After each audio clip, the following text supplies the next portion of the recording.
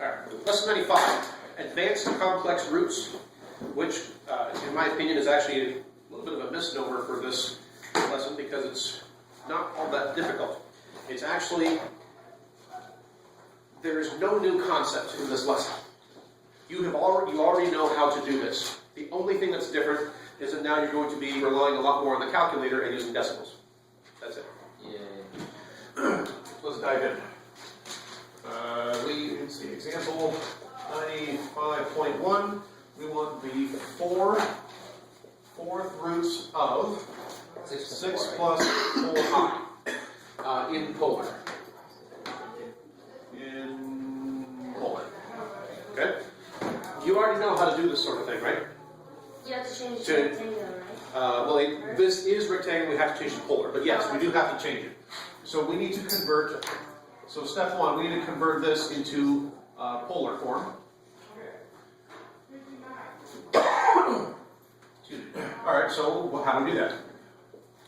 You have to graph it first. Graph it. 6, 4i, Then you have to do the inverse. r, theta. The inverse of something.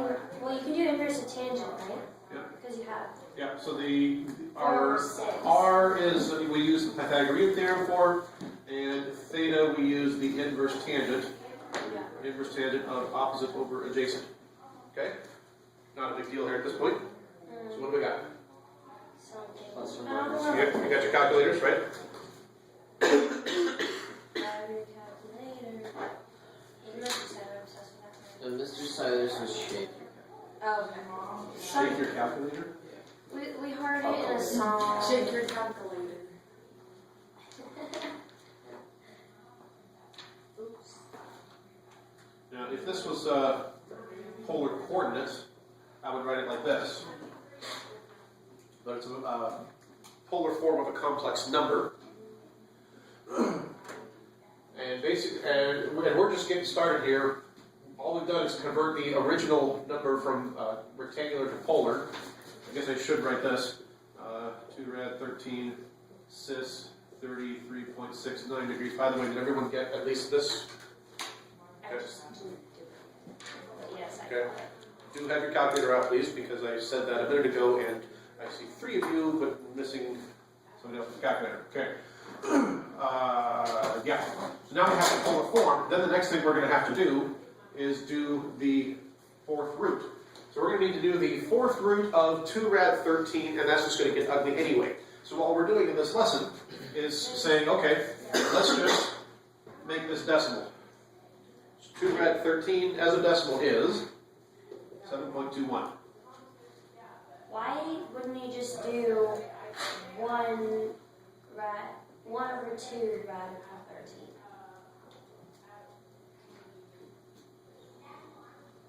I don't follow your question. It's probably Well, I wouldn't say that, but so all right. So if we're doing, by the way, did you guys get this? Did you guys get this number for r? Yeah. yes. Okay, good. I'm not the. Sounds like I know how to use my calculator. That's always a good sign. And did you get the same angle I just on your calculator? I haven't done it. Okay, I'll go ahead and do that, please. You guys, have you done that? Okay. Yeah. Alright, so we got 7.21, cis 33.69 degrees, and we want to find the fourth root of that using de Moivre's theorem. So what do we do? What do we do with this part? You divide it by 4. Almost. You take it to the power of 1. Power of that fourth root, 1/4 power, however you want to say that. So my question was stupid because I was flipping it. Never mind. Okay. Don't call it stupid. It's always good to ask questions, especially in math class. And how do I find my first angle? You divide it by the power of 4. Yep, I do the 33.69 degrees divided by 4. And then you do 360 divided by 4. Yep, we'll get there in a second. All right, so we need the fourth root of 7.21. And as you are hopefully noticing, this is why we're just using the calculator, because these are some nasty looking numbers. So I get 1.64 if I round it. How did you do that so fast? Because I'm me and I'm using an HP calculator set to RPM mode.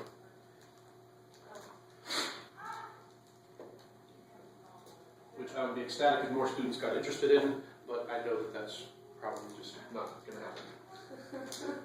happen. In my 11 years as a math teacher, I think I've had 3 students use an HP RPN calculator. RPN. Reverse Polish notation. Polish? Reverse Polish notation. Polish. Yes, Polish. Reverse Polish. Not Polish, Polish. Notation. Okay. It's very odd. On your calculators, you type 2, U plus, let's see, you type 2 plus 2, enter, and your calculator gives you an answer of 4. On my calculator, I do 2, enter, 2, enter, plus. Oh, that could be useful. This is also referred to as postfix. Why is I'm that? blanking on the word. I think it's also called postfix notation, where you enter whatever numbers you need to work with, and then afterwards, post is when you actually tell the calculator what to do with them. Why is that useful? Because, for example, what I did here was I did 4 enter times, and I left that on my screen, and then I did 6 enter to get another copy of 6 times to get 6 squared. Now on my screen I have 16 and 36. Now I hit the plus button, and it adds them. Now I hit the square root button, and it gives me the 2 rad 13. You can just do 4 squared plus 6 squared. Well, that's true. But I see the 16, I see the 36, and I see the 52. And it's quicker. On longer things, it ends up being fewer keystrokes. Now, because it has caps, it does 2 rad 13. I'm going to convert it. I'll convert it to the decimal. So now that I have this decimal on my screen, I type a 4, enter, and then I do my custom root button, Oh. and I get 1.6387. And it's I feel like it's going to like reverse the way I think about things though. in some ways, it's actually, there's some people that, put it this way, there are some people that think that style is actually closer to what your brain actually does. Really? And that your brain, and that we in education and just life in general have trained our students and our people to use calculators in a certain way that doesn't actually match the way your brain most naturally does it. And so the theory is that that in order to do it the way you guys are used to doing it, your brain actually has to, in a sense, convert it into that format to enter in the calculator, whereas this just seems more natural to some of us. But it's different from everybody else, so, oh well. I can see it. And here's the bunny coming back from the trail. So we have, 98.442. let's see. 422. All right, well, now I'm going to get my angle back here. So I'm going to do 4, enter, 6 divided by, and then inverse tangent. Oops, wrong button. Inverse tangent to get my big decimal here. And then I just say 4 divided by to get this one. And like I said, we've got nasty decimals. I've rounded them off to 2 places. And we're doing how many roots? 4. 4. We already have 1. So we have this is the first one here. So we got to take 360 and divide it by 4 because we're talking about 4th roots, and that is 90 degrees. So 90 degrees is what we need to add to get our subsequent angles. 98.4. So we've got 4 entries of 1.64 cis some angle. So whatever this is, plus 90, 98.42 plus 90 is 188.42. Oops, degrees to 78.42 degrees. And then we get to convert all these back to polar. Yay. Yay. Now let's see if I think, might be able to save some effort here. What do these look like? They look almost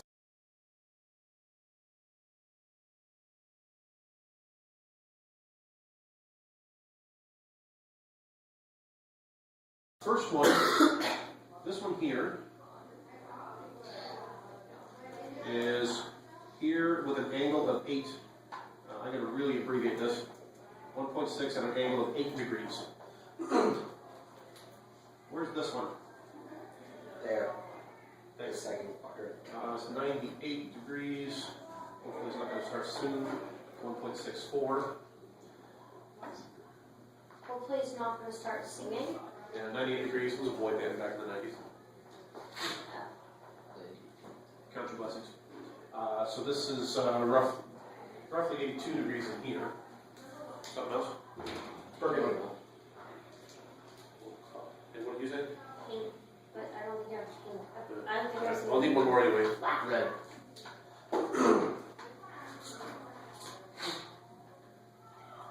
And this one here is 188. That's going to be just here.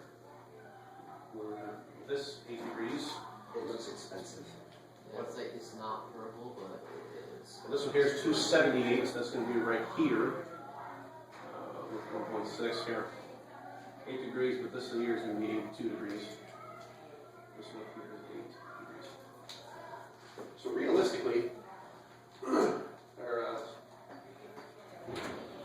now we could do each one of these individually. I'm going to try to save a little bit of effort by thinking this through here. Let's take the blue one. What do we need to do to find the blue one? We need, I was going to say x and y, but it's actually real and imaginary. So we're converting it to rectangular form even though once the answer is a polar form. What? Oh! Example 95.1 once the answer is a polar form. Yeah, once in a polar. So, Could you still show us? so we're done. Well, could you still show We've answered the question, is these 4 things here. But yes, we're going to answer the question. Let's pretend that it said put it in rectangular. You know, my brain is, I'm going to do x and y just because my brain is in that mode right now. How do we do that? It's r cis theta is the form, so that's r times the cosine of the 8 degrees. Actually, let me go ahead and write that out. 1.64, 8.42 How did degrees drawing that out help you? is the x, and the y is 1.64 times the sine of 8.42 degrees. What did you say? How did that help you to draw it out? How did what help you? Well, you said let's draw it out to save a little time. Oh, I'll get there. Oh.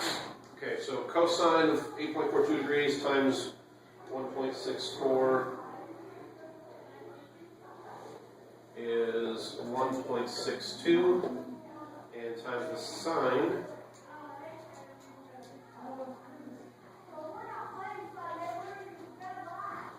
is 0.24. So this point here is 1.62, reals plus 0.24 I. Now this one over here, what's the coordinates of the purple spot? The purple point. Negative 1.62 minus. It is in the exact opposite direction from this one.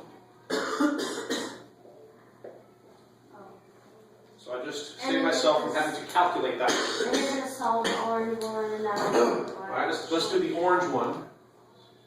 Well, the orange one, it's the complementary angle. Right? It's 82, it has a bow tie angle of 82 instead of a bow tie angle of 8. But if you remember that, which basically means that sine and cosine are going to be backwards. So that means that the numbers for x and y are going to be backwards. And where are we? We're left and up. So left and up. And this one here, it's the same 2 angles. Because it's the complementary angle, we're going to have this order for the actual numbers. And we went down and right. So we went down and right. So there we have.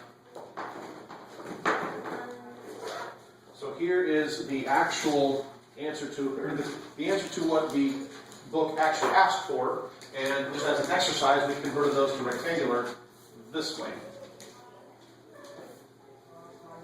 But like I said, at the beginning, this is not a new concept for us. It is simply the same concept we've already worked with. The only thing different is that now we're using our calculators and using big nasty decimals instead. So make sure that you write down things well enough, and also that you keep, I would suggest that you use 3 or 4 digits, decimal places, while you're punching things into the calculator to help keep your answers more accurate. But that's basically the idea. Same process, it's just that now it's decimals, and you have to use your calculator. And I'm sure some of you are just ecstatic about that. Yeah. You mean just one person? And especially one of the people that's not here today. I was gonna say, one of them, No names. Yeah. Ta-da. Stop video, please.